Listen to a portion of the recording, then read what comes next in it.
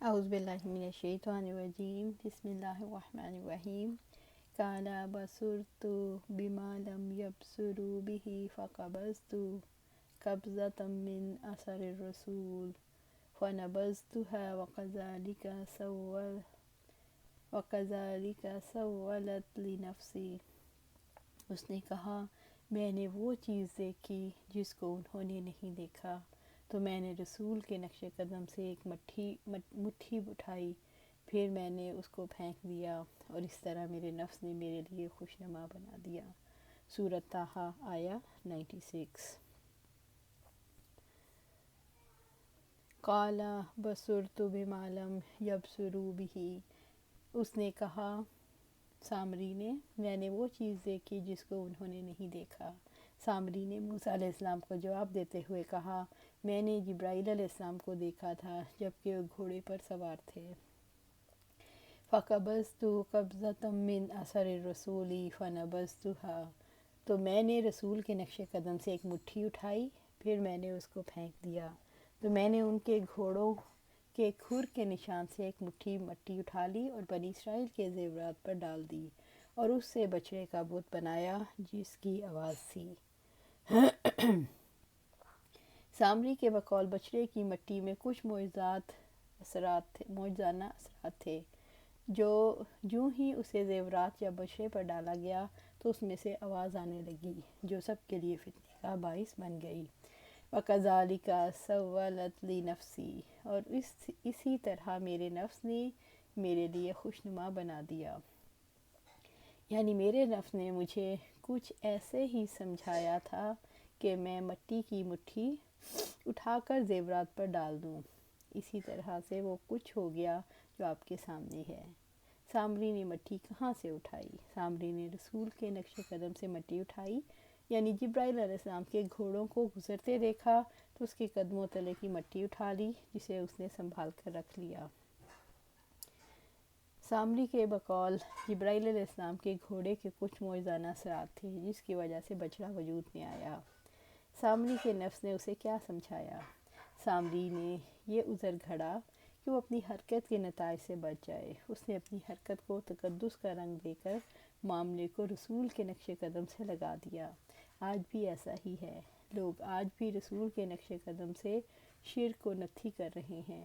ہر دور میں ایسے سامری پیدا ہو جاتے ہیں جو لوگوں کو اسی طرح سے حق کے راستے سے دور لے جاتے ہیں۔ قال فاذهب فإن لك في الحياة أن تقول لا مساس وإن لك موعدا لن تخلفه فانظر إلى إلهك الذي ظلت عليه عاكفا لنحركنه ثم لننسفنه في اليم نسفا۔ موسیٰ علیہ السلام نے کہا پھر جاؤ، تو یقیناً دنیا کی زندگی میں تمہاری یہی سزا ہے کہ تو کہتا رہے مجھے نہ چھونا، اور یقیناً تیرے لیے ایک وعدہ ہے جو تجھ سے قطعاً ٹالا نہیں جائے گا، اور اپنے معبود کو دیکھ جس پر تو مجاور بن بیٹھا تھا، ہم ضرور اسے جلا ڈالیں گے، پھر ہم ضرور اسے سمندر میں اڑا دیں گے، اچھی طرح اڑانا۔ سورۃ طٰہٰ آیا 97۔ قال موسیٰ علیہ السلام نے سامری سے کہا فاذهب، پھر جاؤ، یعنی یہاں سے چلے جاؤ اور ہم سے دور ہو جاؤ۔ فإن لك في الحياة أن تقول لا مساس، تو یقیناً دنیا کی زندگی میں تمہاری یہی سزا ہے کہ تو کہتا رہے مجھے نہ چھونا، یعنی جیسے تم نے مٹی لی جس کا لینا اور چھونا تمہارے لیے درست نہیں تھا، اسی طرح دنیا میں تیرے لیے سزا ہے کہ کہتے رہو لا مساسا، مجھے نہ چھونا۔ اب تمہارے لیے ایسی سزا ہے کہ کوئی تیرے قریب نہیں آئے گا، اور اگر آئے گا بھی تو خود پکار اٹھو گے میرے قریب نہ آنا۔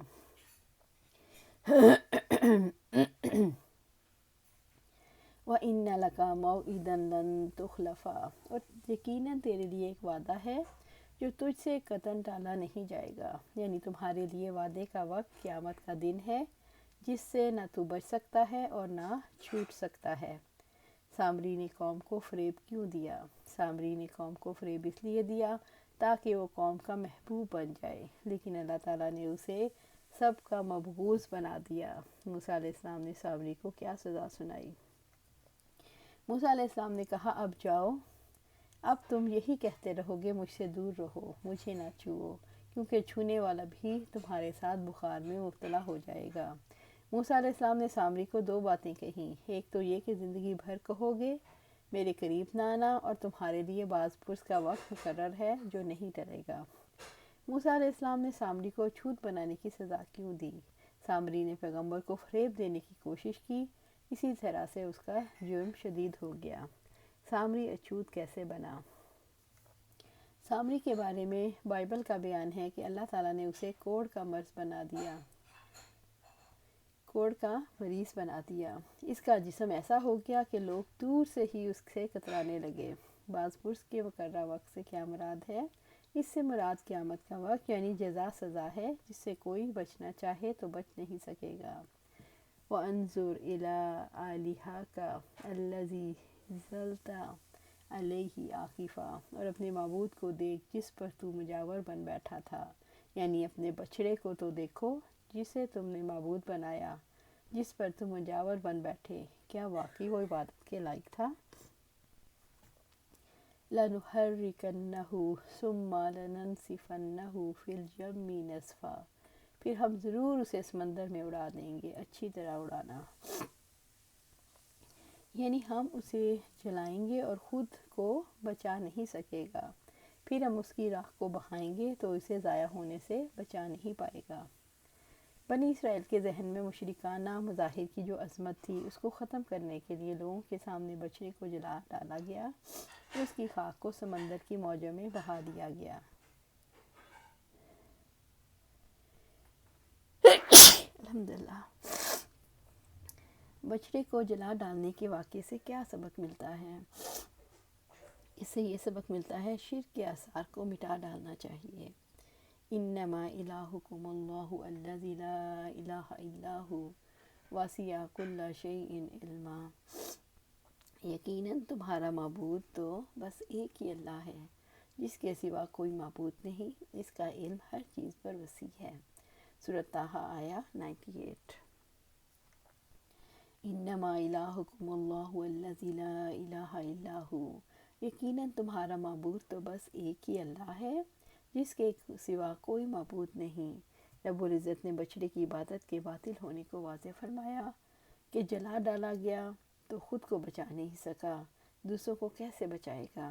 یہاں واضح فرمایا کہ تمہارا معبود تو اللہ ہے جو ایک ہے، جس کا کوئی شریک نہیں، وہی یہ حق رکھتا ہے کہ اسے محبت کی جائے، اسی سے خوف رکھا جائے، اسی سے امیدیں باندھی جائیں، اسی پر توکل کیا جائے، اسی کے لیے عبادت کو خالص کیا جائے۔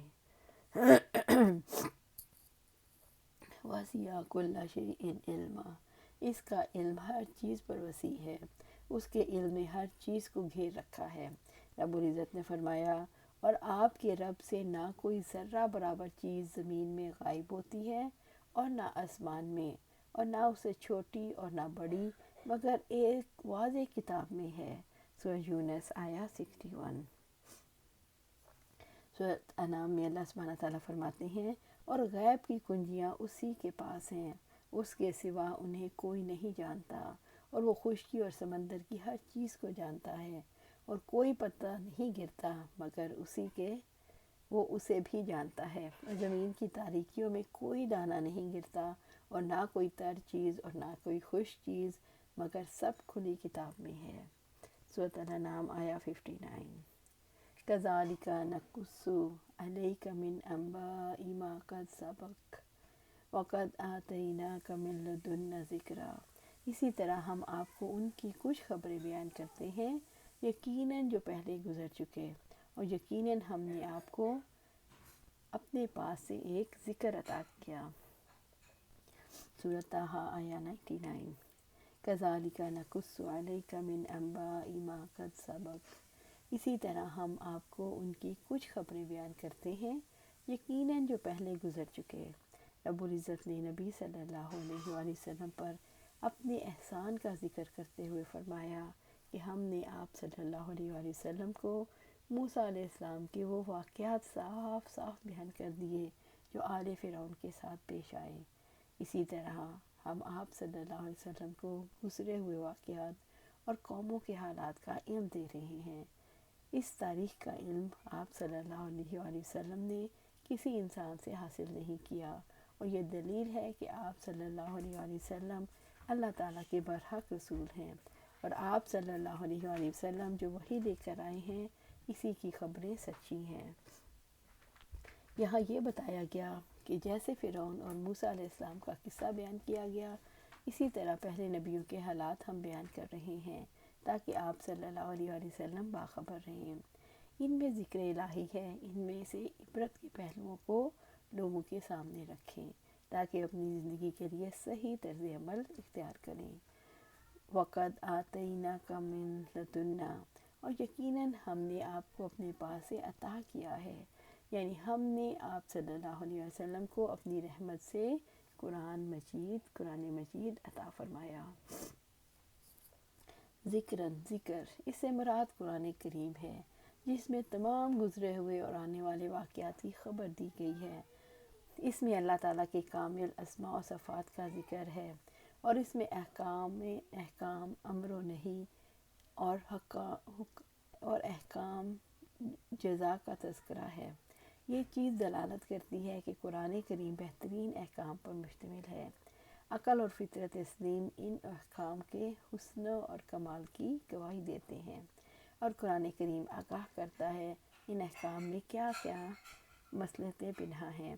اس لیے جب قرآن کریم رسول اللہ صلی اللہ علیہ وسلم اور آپ کی امت کے لیے تذکرہ ہے، تب اس کو قبول کرنا، اس کے سامنے سر تسلیم خم کرنا، اس کی اطاعت کرنا، اس کی روشنی میں صراط مستقیم پر گامزن ہونا اور اس کی تعلیم و تعلم واجب ہے، وہ اسی سے روگردانی کے ساتھ پیش آنا یا اس کے ساتھ ایسا سلوک کرنا جو اس سے بھی زیادہ عمومیت کا حامل ہو، جیسے اس کی باتوں کا انکار کرنا، تو یہ اس نعمت کی ناشکری ہے، اور جو کوئی اس ناشکری کا ارتکاب کرتا ہے وہ سزا کا مستحق ہے۔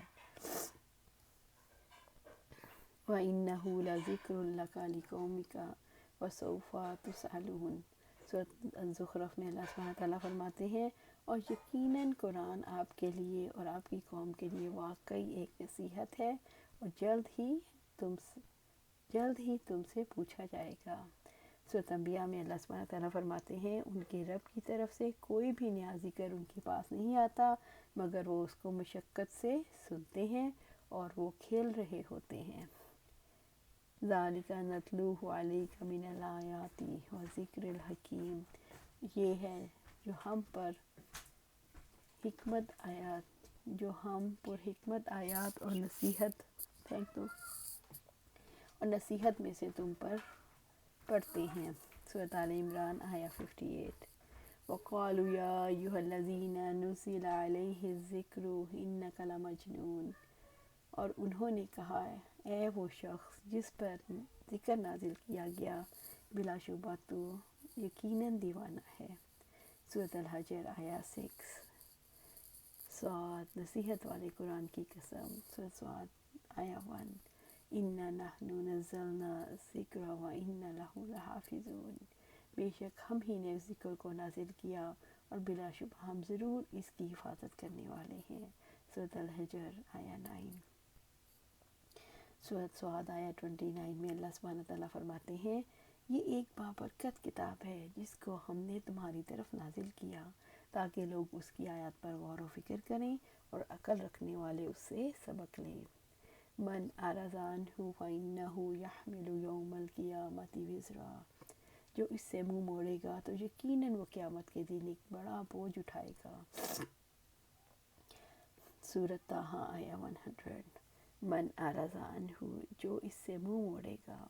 قرآن حکیم سے اعراض کرنے سے مراد اس پر ایمان نہ لانا اور جو کچھ اس میں ہدایات موجود ہیں ان پر عمل نہ کرنا، یعنی جس نے قرآن مجید کو حقیر سمجھا یا اس کے احکامات کو ناقابل فہم اور ناقابل عمل سمجھا اور اس کا مذاق اڑایا، یعنی اس کے حلال و حرام، اس کے اخلاق و آداب کا مذاق اڑایا۔